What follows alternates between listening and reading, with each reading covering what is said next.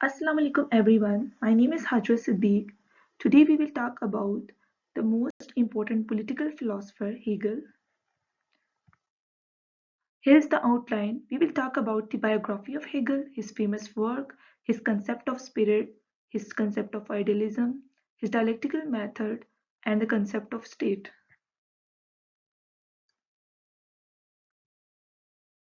His full name was George Wilhelm Friedrich Hegel. He was born in 1770 in Germany. He was teacher by profession.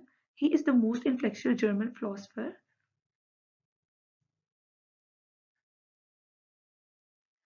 His most famous works include Phenomenology of Spirit, which was given in 1807, Science of Logic, Encyclopedia of Philosophical Sciences, his Philosophy of Right, and Philosophy of History. Actually, he was the founder of the modern idealism. He also modernized the concept of dialecticism.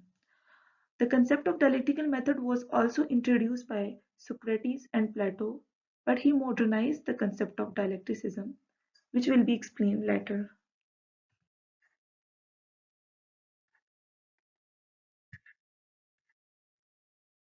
अगर हम Hegel की concept of idealism को देखें तो वो उससे पहले भी अगर हम देखें तो प्लेटो का भी कंसेप्ट इसी तरह का था कि उसने जब एलिगरी ऑफ केव की बात की थी तो वो कहता है कि ये जो फिजिकल वर्ल्ड है इसके पीछे एक अदर वर्ल्ड है या दूसरी दुनिया है जिसको वो रियल वर्ल्ड कहता है या फिर उसको वर्ल्ड ऑफ आइडियाज भी कहता है। सेम इसी तरह का कंसेप्ट हेगल ने दिया था और हेगल कहता है कि ये जो दुनिया है या इसमें जो कुछ भी है तो उससे पहले जो है ना आइडिया एग्जिस्ट करता था, मतलब मटेरियल से पहले आइडिया एग्जिस्ट करता था या idea is superior to materialism. उसने यहाँ पे एक दूसरा कंसेप्ट दिया था कि उसने आइडिया को स्पिरिट भी कहा था या माइंड या गाइस्ट का वर्ड वो यूज करता है। ठीक है, तो यहाँ वो कहता है कि nothing was existed in the world, लेकिन वहां पे उस टाइम क्या था, कुछ भी जब नहीं था तो तब शऊर था या आइडिया था जिसको वो स्पिरिट, माइंड या गाइस्ट का नाम देता है। और फिजिकल वर्ल्ड तो नहीं थी उस टाइम, लेकिन उससे पहले कोई चीज जो एग्जिस्ट करती थी वो सिर्फ और सिर्फ आइडिया एग्जिस्ट करती थी। कहता है कि हमें, जैसे हम कहते हैं कि हमें दिन का पता तब चलेगा जब रात आएगी, अगर रात ही नहीं आएगी तो हमें दिन का पता कैसे चलेगा। इसी तरह वो कहता है कि जब फिजिकल वर्ल्ड बनी तो हमें तब आइडिया का या स्पिरिट का पता चला, अगर फिजिकल वर्ल्ड ही नहीं बनती तो हमें आइडिया या स्पिरिट का पता ही नहीं चलता। जैसे वो कहते हैं everything has two opposites, one is the physical side and other is spiritual. Next वो जो कंसेप्ट एक्सप्लेन करते हैं वो कहते हैं perfection in the human body. अब वो कहते हैं कि जो आइडिया है उसको परफेक्शन कहाँ मिली, ह्यूमन बॉडी में। अगर मैं स्पिरिट को एक्सप्लेन करूँ तो ऐसे स्पिरिट एक ऐसी नॉन मटेरियलिस्टिक चीज है जो यूनिवर्स बनने से पहले ही थी। जब बनी, ठीक है, आहिस्ता आहिस्ता स्टार्स बने, प्लैनेट्स बने, जमीन के ऊपर लाइफ की स्टार्टिंग हुई, तो स्पिरिट हर चीज से पहले ही मौजूद था, आइडिया हर चीज से पहले ही था। जैसे ही इंसान की एवोल्यूशन हुई, वो जंगलात वगैरह में रहने लगा, तो उसे उसे उस टाइम किसी चीज का शौर नहीं था, उसके पास सिविलाइजेशन नहीं थी। उसके ऊपर आहिस्ता आहिस्ता उसका माइंड एवॉल्व होना शुरू हुआ और एवॉल्व होते होते उसने सिविलाइज्ड लाइफ स्टार्ट की या सिविलाइज्ड लाइफ गुजारना शुरू की। और फिर यूं आहिस्ता आहिस्ता उसने हर चीज पे रूल करना स्टार्ट कर दिया। लेकिन जो परफेक्शन माइंड को मिली या आइडियाज को मिली वो ह्यूमन के अंदर ही मिली, या हम यूं कह सकते हैं कि आइडिया को जो मैक्सिमम सेल्फ एक्चुअलाइजेशन मिली वो ह्यूमन बॉडी के अंदर ही मिली। नेक्स्ट कहता है कि real is rational and rational is real. अब जो रेशनैलिटी और रियलिटी का है ना, इसका आपस में गहरा ताल्लुक है। कैसे? क्योंकि जो माइंड होता है ना, एक्चुअली वही रेशनल होता है, वही आइडियाज को जनरेट करता है या वही स्पिरिट बनाता है। तो यहाँ पे अगर हम देखें तो माइंड को जो है ना अपनी रियलिटी को फाइंड करना था ना, उसके लिए उसने क्या की, यूनिवर्स को बनाई। मतलब वो चाहता था माइंड की रियलिटी को फाइंड करना चाहता था, तो जिस उसके लिए वो उसने यूनिवर्स बनाई, फिजिकल वर्ल्ड बनाई। यूनिवर्स का रियलिटी के साथ कोई डायरेक्ट लिंक तो नहीं है, लेकिन वो एक सोर्स बना स्पिरिट के लिए कि वो रियलिटी तक पहुंच सके या रियलिटी को जान सके। अब हमारे पास जो आइडियाज होते हैं ना वही रियल होते हैं और वही रेशनल होते हैं, इसलिए real is rational and rational is real. अब यही कंसेप्ट प्लेटो का भी था। प्लेटो भी कहता है कि idea is real and material world is not real. फिर वो कहते हैं एब्सोल्यूट आइडियलिज्म की बात करता है। अब यहाँ आइडियलिज्म का मतलब ये है कि जो हेगल था वो आइडियाज को जो है ना वो रियल मानता था। वो कहता था आइडियाज आर रियल। अब मार्क्स जो था उसने सबसे पहले इस पे बात की थी। तो मार्क्स ने अगर हिस्ट्री हम देखें तो हिस्ट्री की इंटरप्रिटेशन अगर मार्क्स ने की थी तो वो उसने इकोनॉमी के बेस पे की थी। लेकिन हेगल ने अगर हिस्ट्री की इंटरप्रिटेशन की थी तो वो उसने आइडियलिस्टिक बेसिस पे की थी। मतलब कि वो इसको जो है ना आइडियाज को रियल मानता था। बाद में इसके कंसेप्ट को मार्क्स ने भी बारो किया था। अब हेगल कहता है कि हिस्ट्री हमारे में कहता है कि हिस्ट्री जो है ना वो स्टेटिक नहीं होती, बल्कि वो इवॉल्व होती रहती है टाइम के साथ साथ। सबसे पहले एक आइडिया बनता है, फिर उसी आइडिया के अंदर उसका काउंटर आर्गुमेंट निकलता है और या उसका काउंटर आइडिया बनता है। और फिर उससे दोनों आइडियाज से मिलके एक दूसरी चीज बनती है, एक बेहतर आइडिया या बेहतर स्पिरिट बनता है या बेहतर रिजल्ट सामने में आता है। जैसे अगर हम देखें तो लाइफस्टाइल आज का देखें और 20 साल पहले का देखें तो उसमें बहुत ज़्यादा फर्क आता है। तो इसी तरह वो कहता है कि idea time to time evolve हुए और जो न्यू आइडियाज आए या उसको वो सिंथेसिस का जो बाद में नाम देते हैं तो वो बेहतर बन के आए। हेगल का कंसेप्ट ऑफ आइडियलिज्म और स्पिरिट हम डिस्कस कर चुके हैं। अब इसका डायलेक्टिकल मेथड देखते हैं। तो डायलेक्टिक एक्चुअली जो है ना ऐसा प्रोसेस कि जिसमें कोई स्टेटमेंट या कंट्राडिक्टरी स्टेटमेंट उनकी आपस में डिबेट हो और हम एक अल्टीमेट ट्रुथ तक पहुंच सकें। जैसे कि एक एन आर्गुमेंट आएगा जिसको हम थीसिस कहेंगे, तो उसके ऑपोजिट में एक काउंटर आर्गुमेंट आएगा जिसको हम एंटाई थीसिस कहेंगे। फिर दोनों मिलने से सिंथेसिस बनेगा, एक न्यू आइडिया या न्यू स्पिरिट बनेगा। और उसमें जो है ना थीसिस और एंटाई थीसिस के दोनों के एलिमेंट शामिल होंगे। फिर वो सिंथेसिस न्यू थीसिस तब बनेगा जबकि उसके ऑपोजिट में एक दूसरा कॉन्ट्रडिक्टरी आइडिया आएगा जो कि एंटाइथीसिस कहलाएगा। फिर दोनों के मिलने से न्यू थीसिस बनेगा या न्यू सिंथेसिस बनेगा। और इसी तरह ये प्रोसेस चलता रहेगा। अगर हम रिटन में इसकी एग्जांपल लें तो थीसिस में अगर हम मोनार्की को लें और एंटाइथीसिस में इसके ऑपोजिट में काउंटर क्या होगा मोनार्की के, वो कॉन्स्टिट्यूशनल फॉर्म ऑफ गवर्नमेंट होगी या डेमोक्रेटिक सिस्टम या डेमोक्रेसी होगी। अब दोनों के मिलने से सिंथेसिस से जो हम रिजल्ट आएगा तो वो कॉन्स्टिट्यूशनल मोनार्की आएगी जो कि ब्रिटेन में फॉलो की जाती है। अब हेगल का डायलेक्टिकल जो मेथड है उसको हम ट्रायडिक डेवलपमेंट में देखते हैं। अच्छा, हेगल ने कभी भी थीसिस एंटाइथीसिस और सिंथेसिस का वर्ड यूज ही नहीं किया था। ये बाद में उसकी फिलॉसफी को बहुत ज़्यादा टफ समझा जाता था और या उसकी वर्डिंग को, तो इसलिए उन्होंने इसको थीसिस एंटाइथीसिस और सिंथेसिस का नाम दे दिया। बाद में जो फिलोसफर्स थे, एक्चुअली उसने थीसिस के लिए जो वर्ड यूज किया था वो मोमेंट ऑफ अंडरस्टैंडिंग का यूज किया था। और एंटाइथीसिस के लिए वो उसको कहता है नेगेटिव रेशनल और सिंथेसिस को जो है ना वो कहता है पॉजिटिव रेशनल। यही वर्ड मैं आगे यूज करूंगी, moment of understanding, negative rational and positive rational. पहले हम इसके मोमेंट ऑफ अंडरस्टैंडिंग या थीसिस को देखते हैं। तो थीसिस में सबसे पहले मोमेंट ऑफ फिक्सिटी इसको कहा जाता है, where everything or idea is stable, having seemingly stable definition। अब ये इसको क्यों फिक्स कहता है या स्टेबल कहता है, क्योंकि थीसिस ये moment of understanding actually thesis है। तो थीसिस में जब तक कोई इसके खिलाफ काउंटर आर्गुमेंट या ऑपोजिट में नहीं आएगा तो वो जो आइडिया होगा वो फिक्स रहेगा, स्टेबल रहेगा, वो चेंज नहीं होगा।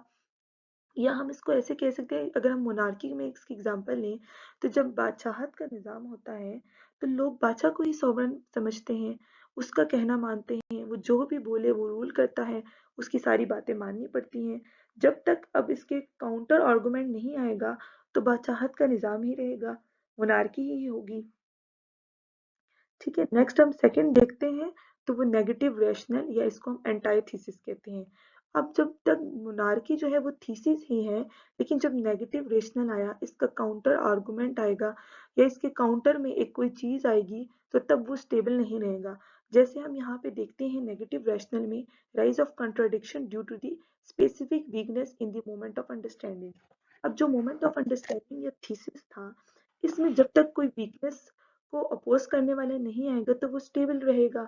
अब ये एंटाई थीसिस वाले बात करेंगे कि देखेंगे कि जो थीसिस में जो वीकनेसेस है उस पे बात करेंगे, जैसे कि मोनार्की के अंदर फ्रीडम ऑफ एक्सप्रेशन नहीं है, फंडामेंटल राइट्स नहीं है और कॉन्स्टिट्यूशनल फॉर्म ऑफ गवर्नमेंट नहीं है।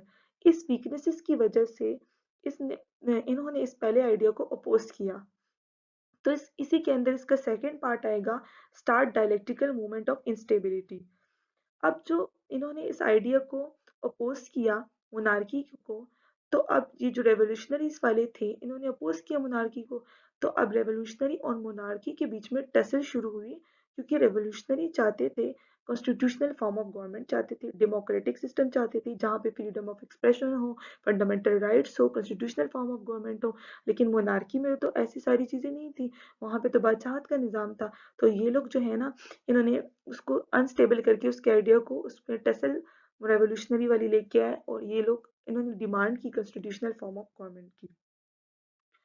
नेक्स्ट इसी का पार्ट जो है नेगेटिव रैशनल या एंटाइथीसिस के लास्ट जो पार्ट है, इसको कहते हैं प्रोसेस ऑफ हेबियन या सेल्फ सब्लिमेशन। अब ये वर्ड जो है ये हेगल ने यूज किया था और सेल्फ सब्लिमेशन इसको इंग्लिश के जो राइटर्स हैं वो कहते हैं।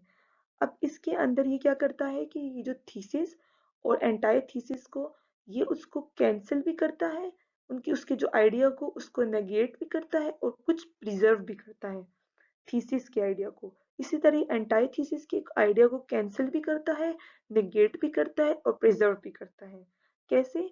अब ये क्या करेगा कि कुछ पॉइंट या कुछ एलिमेंट जो है उसके मोनार्की के निगेट करेगा और कुछ प्रिजर्व करके उसमें से दोनों के एलिमेंट को मिक्सचर करके आगे जो है सिंथेसिस में लेके जाएगा।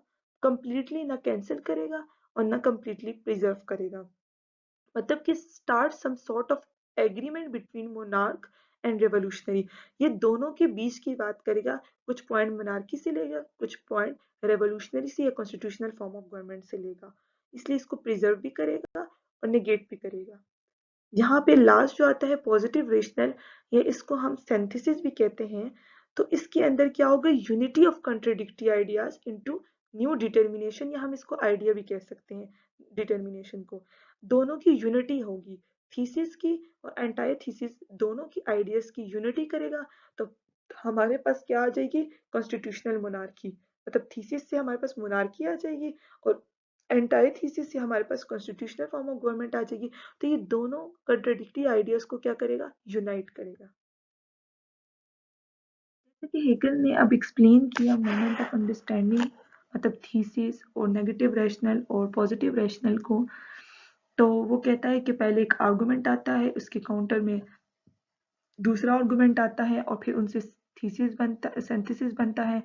इसी तरह सिंथेसिस न्यू थीसिस मतलब न्यू मोमेंट ऑफ अंडरस्टैंडिंग बनता है, उससे नेगेटिव रैशनल बनता है या एंटायर थीसिस बनता है। फिर वो दोनों के एलिमेंट मिलके सिंथेसिस बनाते हैं या पॉजिटिव रैशनल बनाते हैं और ये प्रोसेस इस तरह से चलता रहता है। अब हम यहाँ पे कंट्रास्ट करेंगे सुक्रेटिस और हेगल के डायलेक्टिकल मेथड को। सुक्रेटिस जो था उस मार्केट प्लेस में निकलता, उसको और लोगों से सवाल करता था, क्वेश्चनिंग स्टार्ट कर देता था। अगला बंदा जवाब देता था, सुक्रेटिस उससे फिर सवाल पूछता था। जैसे कि सुक्रेटिस कहता था कि व्हाट इज ब्यूटी, तो अगला बंदा जवाब देता था, तो सुक्रेटिस फिर उसके जवाब को कंप्लीट करता था या कमेंट करता था। फिर सुक्रेटिस मजीद क्वेश्चन पुट करता था, फिर जवाब आता था। इस तरह ये सिलसिला चलता रहता था। इसकी एक खासियत ये थी कि इसके अंदर कंट्रोडिक्टी आइडियाज होते थे। एक बंदा कुछ कह रहा है, अगला बंदा कुछ और कह रहा है, फिर कुछ और जवाब आ रहा है। इसी तरह ये सिलसिला चलता रहता था। लेकिन हेगल को सुक्रेटिस के डायलेक्टिकल मेथड के अंदर कुछ खामियां नजर आई या कुछ प्रॉब्लम्स नजर आए। प्लेटो ने खुद डायलेक्टिकल मेथड नहीं दिया था, लेकिन बल्कि सुक्रेटिस के डायलेक्टिकल मेथड को लिखा था। यहाँ पे ये कहते हैं कि अगर हेगल कहता है अगर लोग नहीं होंगे तो डायलेक्टिकल प्रोसेस स्टार्ट ही नहीं होगा। नो पीपल नो, अगर सुक्रेटिस जो है कि सामने कोई लोग नहीं होंगे और वो सवाल नहीं पूछेगा तो डायलेक्टिकल मेथड या प्रोसेस तो शुरू ही नहीं होगा। या वो ये दूसरा प्रॉब्लम ये कहता है कि one must wait until some view point of discussion come from outside. एक को बंदे को या लोगों को तब तक इंतजार करना पड़ता है कि सुक्रेटिस आता और वो सवाल पूछता तो वो तब जवाब देते। सुक्रेटिस नहीं आएगा, सवाल नहीं पूछेगा, जस्टिस पे नहीं पूछेगा, ब्यूटी पे नहीं पूछेगा, किसी चीज पे पूछेगा नहीं, तो जवाब भी नहीं आएगा। तो हेगल को जो है ना ये प्रॉब्लम सोक्रेटिस के डायलेक्टिकल मेथड में नजर आई। दूसरा जो प्रॉब्लम उसको नजर आया वो ट्रेडिशनल लॉजिक में नजर आया। यहाँ हम इंडक्टिव और डिडक्टिव रीजनिंग की बात करते हैं तो प्रीमिसेस होते हैं और प्रीमिसेस से कंक्लूजन निकलता है। जैसे इंडक्टिव रीजनिंग में बहुत सारे प्रीमिसेस होंगे, उनसे कंक्लूजन निकलेगा, conclusion must follow from premises. या फिर डिडक्टिव रीजनिंग में एक जर्नल प्रीमिसेस होगा और माइनर होगा और उसमें से कंक्लूजन निकलेगा। अगर तो प्रीमिसेस ट्रू होंगे तो कंक्लूजन भी ट्रू होगा, लेकिन अगर कोई एक प्रीमिस फॉल्स हो गया तो कंक्लूजन भी फॉल्स आएगा, रिजल्ट ही नहीं आएगा, कंक्लूजन कुछ भी नहीं होगा। या यहाँ पे ये कर देता है, अगर हम एक कंक्लूजन हमारे पास रॉन्ग आ रहा है, प्रीमिसेस 1 है वो ठीक है और प्रीमिसेस 2 रॉन्ग आ रहा है, तो हम उसको रिप्लेस कर देते हैं प्रीमिसेस 3 से। तो जो उसके खुद प्रीमिसेस 2 है वो तो फॉल्स हो गया, तो अब तो उसकी कोई हैसियत ही नहीं। या हम ये यहाँ पे ये कह सकते हैं कि अगर प्रीमिसेस ट्रू में कंट्राडिक्टरी आइडिया आ जाता है, कंट्राडिक्शन आ जाती है, तो हम अब लास्ट में कंक्लूजन में भी कंट्राडिक्शन आएगी तो वो फॉल्स आ जाएगा, जब कंट्राडिक्शन आएगी तो फॉल्स आ जाएगा, कोई रिजल्ट ही नहीं आएगा। तो हेगल ने इसको जो है इस प्रॉब्लम को देखा, मतलब इस प्रॉब्लम पे बात की और सोक्रेटिस के डायलेक्टिकल मेथड में से कुछ प्रॉब्लम्स निकाले और फिर उसने हेगल ने जो डायलेक्टिकल मेथड दिया वो आइडियाज के ऊपर दिया। कैसे? उसने कहा कि यहाँ पे आइडिया के अंदर खुद ही काउंटर आर्गुमेंट या काउंटर आइडिया मौजूद होता है। एक आइडिया के अंदर जो हम पीछे बात कर सकते हैं खुद ही कंट्राडिक्टरी आइडिया मौजूद होता है, जिससे डायलेक्टिकल मेथड चलता है और एक न्यू सिंथेसिस या न्यू आइडिया निकलता है। जैसे हेगल ने डायलेक्टिकल आइडियलिज्म भी, इसको आइडियलिस्ट था क्योंकि ये और आइडियाज को रियल मानता था, तो इसलिए इसके यहाँ पे जो है ना इसको डायलेक्टिकल आइडियलिज्म भी हेगल के आइडिया डायलेक्टिकल मेथड को कहा जा सकता है। यहाँ पे every idea contain within itself its own negation and seeds for its own transformation. हर एक आइडिया के अंदर खुद ही इसका नेगेटिव या कंट्राडिक्टरी आइडिया मौजूद है, जो कि सीड है उसकी ट्रांसफॉर्मेशन के लिए, न्यू आइडिया के लिए, न्यू आइडिया के जर्मिनेशन के लिए सीड है। और इस तरह से ही एक आइडिया के अंदर खुद ही काउंटर आर्गुमेंट मौजूद है जो कि न्यू आइडिया को जन्म देता है। यहाँ पे एग्जाम्पल अगर हम मोनार्की में लें तो मोनार्की के अंदर खुद ही उसकी वीकनेसेस की वजह से कॉन्स्टिट्यूशनल फॉर्म ऑफ गवर्नमेंट या एंटायर थीसिस बनी। ठीक है, अगर उसके अंदर वीकनेसेस नहीं होंगी उस मोनार्की के आइडिया में, तो उसके रेवोल्यूशनरीज जो हैं वो कॉन्स्टिट्यूशनल फॉर्म ऑफ गवर्नमेंट की डिमांड नहीं करेंगी, उसकी वीकनेसेस नहीं होंगी तो उससे काउंटर आर्गुमेंट होगा ही नहीं, वहां पे सिंथेसिस आएगा ही नहीं। हम यहाँ पे जैसे हीट का कंसेप्ट लेते हैं, हीट के कंसेप्ट के अंदर ही कोल्डनेस का कंसेप्ट है, खुद ही हीट का जो अपोजिट है वो खुद ही कोल्डनेस है। तो ये हेगल ने जो है कुछ प्रॉब्लम सोक्रेटिस और प्लेटोस के मेथड में से निकाले। नेक्स्ट जो इसका थर्ड जो यहाँ पे हम उसको प्रॉब्लम नजर आई, ये reductive add absurdism Greek word है, वो ट्रेडिशनल लॉजिक की जो यहाँ पे बात करता है। तो उसने कहा कि जब भी किसी भी प्रीमिसेस में फॉल्स आया या उसमें कंट्रडिक्शन आई तो वहां पे उस प्रीमिसेस को डिस्कार्ड कर दिया जाता है, ताकि जो कंक्लूजन है वो फॉल्स ना आए, वो ट्रू आए। मतलब वो चाहते थे कि सारे प्रीमिसेस भी ट्रू हो और कंक्लूजन भी ट्रू हो, और अगर किसी भी प्रीमिसेस में कंट्रडिक्शन या वो फॉल्स आता है तो वो उसको रिमूव कर देते हैं, जिससे कुछ भी नहीं बचता, ऑल टुगेदर लिविंग नथिंग, वो तो चला जाता है, वो प्रीमिसेस खत्म हो जाता है। लेकिन हेगल ने इस लॉजिक ट्रेडिशनल जो लॉजिक था इसको रिजेक्ट किया। वो कहता है जो कॉन्ट्रडिक्शंस होते हैं उनको जो है वो हटाया नहीं जाता, उसको डिस्कार्ड नहीं किया जाता, बल्कि कॉन्ट्रडिक्शन ही तो असल में प्रोग्रेशन की तरफ लीड करते हैं और मोर स्टेबल फॉर्म को लेके आते हैं। जब भी कोई थीसिस आता है और उसके ऑपोजिट में कोई कंट्राडिक्टरी आइडिया आता है, तभी लास्ट में एंड पॉइंट में उन दोनों के एलिमेंट्स कंबाइन होके मोर स्टेबल फॉर्म बनाते हैं या सिंथेसिस को बनाते हैं। तो हेगल कहता है कि कंट्रडिक्शन को तुम कैसे हटा सकते हो बीच में से। Contradiction ideas are not completely negated, उसको हटा नहीं सकते, कंप्लीटली नेगेट नहीं कर सकते, बट उसको प्रिजर्व किया जाता है न्यू डिटर्मिनेशन या न्यू आइडिया के अंदर। थीसिस को भी और जो कंट्रडिक्टरी आइडिया है उसको भी नेगेट नहीं बल्कि उसको प्रिजर्व किया जाता है न्यू आइडिया में। लेकिन जो ट्रेडिशनल लॉजिक था उसमें कोई प्रीमिसेस अगर रॉन्ग आ जाता था या कंट्रडिक्शन आ जाता था तो उसको कंप्लीटली डिस्कार्ड कर दिया जाता था। इसलिए हेगल को ये प्रॉब्लम नजर आई सोक्रेटिस की सोक्रेटिस के जो डायलेक्टिकल मेथड थे उसमें उसको 3 प्रॉब्लम नजर आए। एक तो ये कि नो पीपल तो नो डायलेक्टिक मेथड होगा, सोक्रेटिस सवाल नहीं पूछेगा तो कोई क्वेश्चन नहीं करेगा। और नंबर थर्ड उसको ट्रेडिशनल लॉजिक में आए कि अगर कोई प्रीमिसेस रॉन्ग हो जाता है या उसमें कंट्रडिक्शन हो जाती है तो ये उस कंट्रडिक्शन को डिस्कार्ड कर देते हैं। लेकिन हेगल कहता है कि कंट्रडिक्शन ही तो असल में जब किसी भी थीसिस के ऑपोजिट में कंट्रडिक्शन ही आएगा तो वही एक्चुअली प्रोग्रेशन की तरफ जाएगा और मोर स्टेबल फॉर्म अचीव होगी। जैसे कि वो यहाँ पे कहता है कि मोनार्की अगर है तो मोनार्की के ऑपोजिट में कॉन्स्टिट्यूशनल गवर्नमेंट आई, कॉन्स्टिट्यूशनल फॉर्म ऑफ गवर्नमेंट आई या डेमोक्रेसी आई तो ये उसकी प्रोग्रेसेशन हुई। इसी से मिलके जो मोर स्टेबल फॉर्म अचीव हुई वो कॉन्स्टिट्यूशनल मोनार्की हुई। अगर कंट्रडिक्शन को हटा देंगे तो ना प्रोग्रेशन होगी और ना ही मोर स्टेबल फॉर्म अचीव होगी, जैसे कि मोनार्की कॉन्स्टिट्यूशनल मोनार्की में अचीव हुई है। फिर पॉजिटिव रैशनल या सिंथेसिस इज दस नॉट एम्प्टी। अब अगर हम वहां पे देखें सोक्रेटिस के डायलेक्टिकल मेथड में अगर कंक्लूजन रॉन्ग आया तो अगर कोई प्रीमिसेस रॉन्ग हुआ तो कंक्लूजन जो है वो एम्प्टी हो जाएगा, फॉल्स हो जाएगा। लेकिन हेगल के डायलेक्टिकल मेथड में कंट्रडिक्शन को डिस्कार्ड नहीं किया और कंक्लूजन एम्प्टी नहीं आएगा। In the case of reductive absurdism, जैसे कि ट्रेडिशनल लॉजिक में हुआ था वैसे नहीं होगा, कंट्रडिक्शन आएंगे और मोर प्रोग्रेशन और स्टेबल फॉर्म अचीव की जाएगी और कभी भी पॉजिटिव रेशनल जो होगा या हमारे पास जो आखिर फाइनल सेंटेंसेस आती हैं वो कभी भी एम्प्टी नहीं आएगा।